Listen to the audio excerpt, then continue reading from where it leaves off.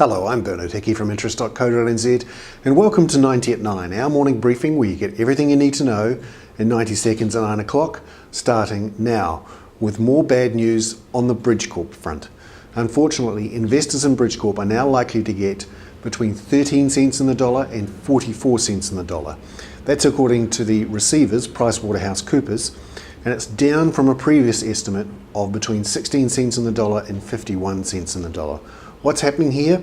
Well, two projects that the receivers have put into receivership that Bridgecorp had lent to, they've had a closer look at the books, and it turns out there are what they call, quote, material deficiencies in further completions. It sounds to me like they've found out that the projects aren't going to be completed. And that means, of course, they won't be able to sell them and return the money to investors. And also they've found that some of their second mortgages are hostage to what the people with the first mortgages want to do, and as the market deteriorates, they reckon they'll get less money out of that.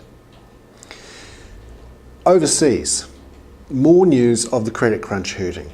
MBIA, a bond insurer, has now started to sell its bonds to raise cash to pay out contracts that were triggered by a ratings downgrade by Moody's. You might remember a couple of months ago, people were very worried about these bond insurers being downgraded by S&P and Moody's.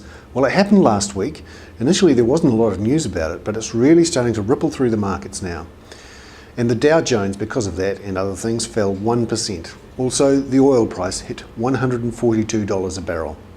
And we've just heard over the weekend that the OPEC president reckons it will hit $170 a barrel later this year.